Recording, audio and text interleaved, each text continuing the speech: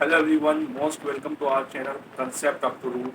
In this video हम discuss करने वाले हैं क्लास 12 की ह्यूमन ज्योग्राफी की बुक का तीसरा चैप्टर मानव विकास के शॉर्ट क्वेश्चंस, लॉन्ग क्वेश्चंस और वेरी वेरी इंपॉर्टेंट क्वेश्चंस जो एग्जाम में पूछे जाते हैं। और वो भी मैं आपको जो है लाइव प्रूफ के साथ दिखाने वाला हूँ। प्रूफ दिखाऊंगा कि कौन कौन से क्वेश्चन पूछे जाते हैं एग्जाम में। तो दोस्तों आइए इस वीडियो को स्टार्ट करते हैं। जल्दी से चैनल पर नए हो तो जल्दी से चैनल को सब्सक्राइब कर दीजिए। आइए दोस्तों वीडियो को स्टार्ट करते हैं। पहला क्वेश्चन आपके पास एक शॉर्ट क्वेश्चन आपके पास है जिसका नाम है वृद्धि और विकास में क्या अंतर है। बहुत ही इंपॉर्टेंट क्वेश्चन है। ठीक है, बहुत सारे प्रीवियस ईयर के क्वेश्चन में, प्रीवियस ईयर के क्वेश्चन पेपर्स में ये सवाल पूछा जा चुका है। आपको देखिए, आपको दिख रहा होगा, देखिए ये हमारा देख सकते हो। इस क्वेश्चन में अगर आप देखोगे, देखिए वृद्धि और विकास में क्या अंतर है, हमारे बिटवीन ग्रोथ एंड डेवलपमेंट। तो देखिए क्वेश्चन ये पूछे जा चुके हैं, ठीक है, और ये बहुत ही इंपॉर्टेंट है। सिर्फ एक ही प्रीवियस ईयर के क्वेश्चन पेपर में नहीं, बल्कि बहुत सारे क्वेश्चन पेपर्स में ये सवाल आ चुका है और कितनी बार ये जो है पूछा जा चुका है। यानी इस चैप्टर से जो क्वेश्चन बनता है सबसे ज़्यादा इंपॉर्टेंट यही क्वेश्चन है। सबसे ज़्यादा पूछा जाता है ये क्वेश्चन और बहुत ज़्यादा आसान है। तो इसे समझ लेते हैं जल्दी से, वृद्धि और विकास में क्या अंतर होता है। ठीक है, जैसे कि अपने किताब में पढ़ा होगा, ठीक है, तो मैंने तो आपको पढ़ाया नहीं, ठीक है, बता आपको इंपॉर्टेंट क्वेश्चन बता रहा हूँ बस। ठीक है, तो वृद्धि किसे कहते हैं, वृद्धि मात्रात्मक होती है, विकास गुणात्मक होता है। ठीक है, और वृद्धि जो होती है वो नकारात्मक भी हो सकती है, सकारात्मक भी हो सकती है। गुणात्मक जो हमारा जो विकास होगा वो हमेशा सकारात्मक होगा। ये कोई दो तीन अंतर अगर आप लिख दोगे तो आपको इसमें पूरे नंबर आपको मिल जाएंगे।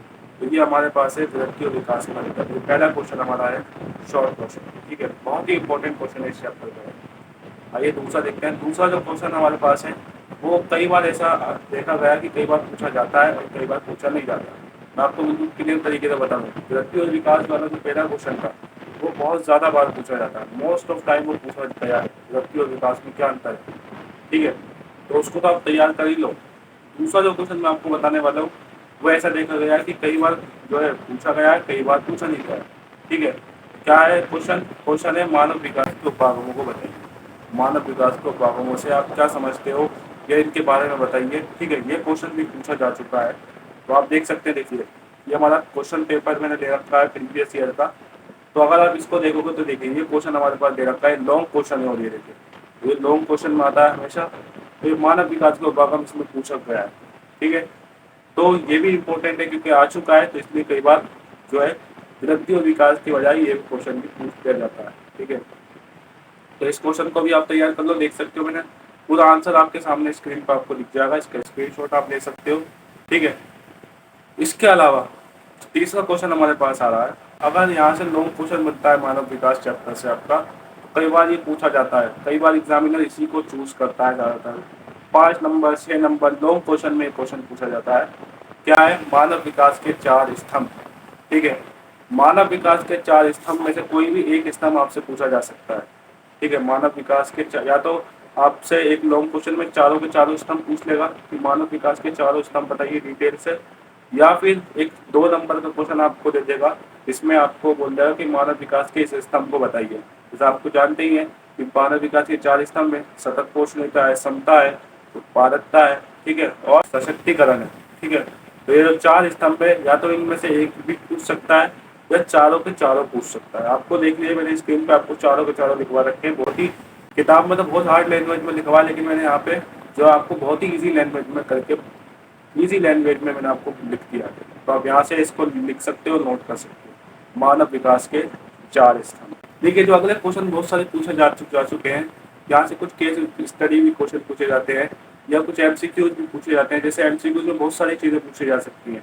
अगर यहाँ से कोई एमसीक्यू निकलता है, अगर एग्जामिनर एमसीक्यू लेना चाहता है इस चैप्टर से, तो वो क्या करता है, वो इस चैप्टर से कुछ गिने चुने एमसीक्यू लेता है। जैसे मानव विकास के महत्वपूर्ण पक्ष, जैसे आपको एमसीक्यू दिख रहा है, आपको मानव विकास के महत्वपूर्ण पक्ष कौन कौन से होते हैं।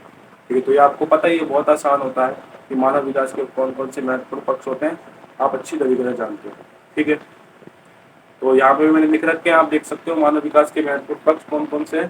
तो यहाँ से आप देख लो, तो समझ लो अच्छी तरीके से, इजी लैंग्वेज में लिख रखा है, ताकि आपको पढ़ते ही आसानी से याद आ जाए। ठीक है, नेक्स्ट हमारा क्वेश्चन, नेक्स्ट कुछ एमसीक्यू मैं आपको बताने वाला हूँ जो अक्सर पूछे जाते हैं। जैसे मानव विकास सूचकांक जो है किसने बनाया? तो ये आपको पता होना चाहिए, डॉक्टर महबूब हक ने बनाया है। ठीक है। इसके अलावा कंसेप्ट ऑफ मानव विकास भी जो है इन्होंने दिया, यानी मानव विकास की अवधारणा भी जो है डॉक्टर महबूबुल हक ने दी है, पाकिस्तान के अर्थशास्त्री हैं। ठीक है। कुछ ज़्यादा पूछेगा तो सार्थक जीवन के बारे में भी पूछा जा सकता है कि सार्थक जीवन क्या होता है, उसकी क्या विशेषताएं होती हैं। आपके सामने देखिए पूरा लिख रखा है, सार्थक जीवन लंबा भी होता है, उसमें कोई उद्देश्य भी होता है। ठीक है, सारी चीज़ें शामिल होती हैं, सार्थक जीवन भी पूछा जा सकता है। इसके अलावा कुछ और क्वेश्चन आपको जो कुछ और क्वेश्चन है छोटे छोटे जो कई बार एमसीक्यू में पूछ लिए जाते हैं, वो मैं आपको बता रहा हूँ। जैसे पूछा जा सकता है स्वास्थ्य का मूल्यांकन करने के लिए, स्वास्थ्य को मापने के लिए कौन सा सूचक बनाया गया है? तो आपको पता होगा अच्छी तरीके से कौन सा सूचक है, जीवन प्रत्याशा है। ठीक है। और ज्ञान को मापने के लिए, ज्ञान का मूल्यांकन करने के लिए साक्षरता दर है। ठीक है। तो ये सारी चीजें किताब में लिखी हुई है, कुछ इंपॉर्टेंट चीजें हैं, कुछ ऐसी लिखी हुई है जो इंपॉर्टेंट है, वही मैं आपको बता रहा हूँ बस। ठीक है। इसके अलावा एक क्वेश्चन और पूछा जाता है कई बार, जो पूछा जा चुका है कि मानव विकास के उच्च स्तर वाले देशों के नाम बताइए।